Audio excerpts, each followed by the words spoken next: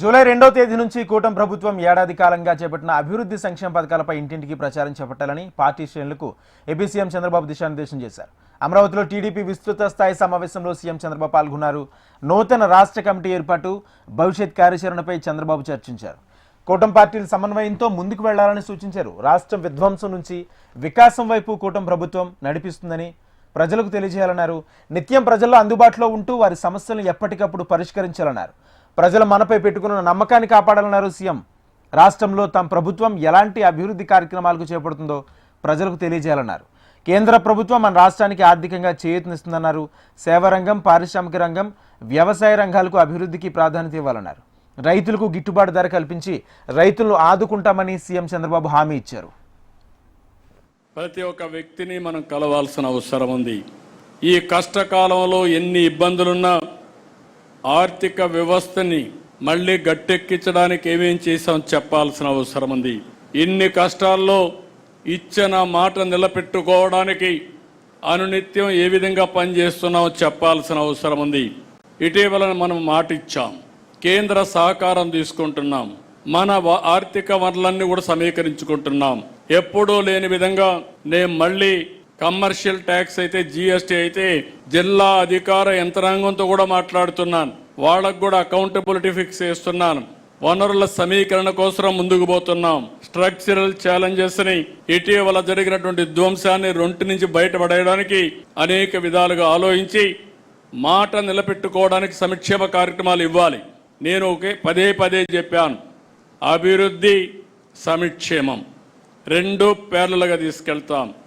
అభివృద్ధి జరిగితే ఆదాయం పెరుగుతుంది, ఆదాయం పెరిగితే సంక్షేమానికి అభివృద్ధికి మళ్ళా నిధులు వస్తాయి. ఒక్కొక్కసారి అప్పులు తెస్తే అప్పులు ఇచ్చేవాళ్ళు కూడా ఉండరు. కానీ 5 సంవత్సరాల్లో జరిగింది ఏంటి?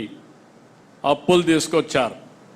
కడాన కొన్ని అప్పులు మీరు చూస్తే 25 సంవత్సరాలు మద్యపాన నిషేధాన్ని పెడతామన్న పార్టీ మద్యపానాన్ని తాకట్టు పెట్టి 25 సంవత్సరాలు తాకట్టు పెట్టి దగ్గర 25,000 కోట్ల రూపాయలు అప్పు తీసుకొచ్చే పరిస్థితికి వచ్చారు.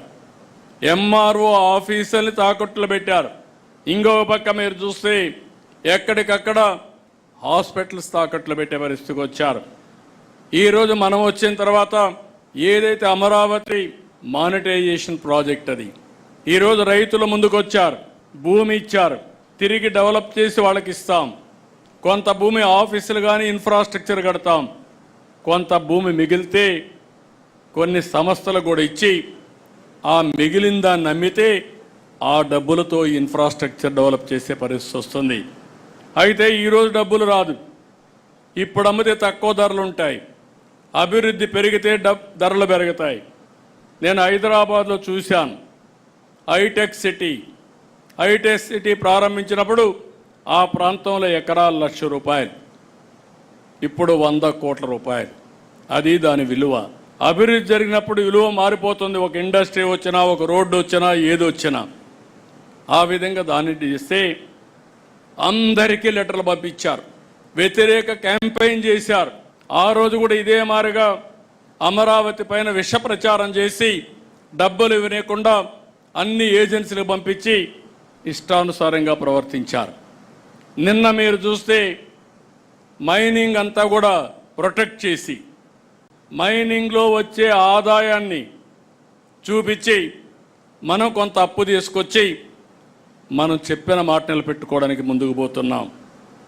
దానికి అందరికీ లెటర్లు రాసి ఏదో కాన్స్టిట్యూషనల్ వైలేషన్ అని, మీరు చేసింది చెప్పిన దానికి వ్యతిరేకంగా మద్యపాన నిషేధాన్ని తెస్తామని చెప్పి మద్యపానాన్ని 25 సంవత్సరాలు తాకట్టు పెట్టి డబ్బులు తేవడం అది తప్పు. నేను ఈరోజు short term, medium term, long term balance చేసుకుని అభివృద్ధిని పట్టాలెక్కించి ఆదాయాన్ని పెంచుకుంటూ తాత్కాలికంగా చెప్పిన మాట నిలబెట్టుకోవడానికి అదనంగా కొంత డబ్బులు తీసుకునే పరిస్థితి తీసుకొస్తున్నాం. ఇది తప్పు కాదు. కేంద్రం ఎంత ఇవ్వాలనో అంత తీసుకొచ్చాం. ఈరోజు మీరు చూస్తే పోలవరం డబ్బులు ఇచ్చారు, విశాఖపట్నం స్టీల్ ప్లాంట్కి ఇచ్చారు. మనకు ఇబ్బందులు ఉన్నాయంటే శాసక కింద డబ్బులు తీసుకొచ్చాం. అదే సమయంలో కొంత వెసులుబాటు కోసరం మనం ఈ పనులు చేస్తూ ఉంటే అడ్డుపడి ఇవ్వకపోతే ఇవ్వలేదు, ఇస్తే ఎక్కడైనా డబ్బులు తెస్తే ఇవ్వనీయకుండా అడ్డుపడడం.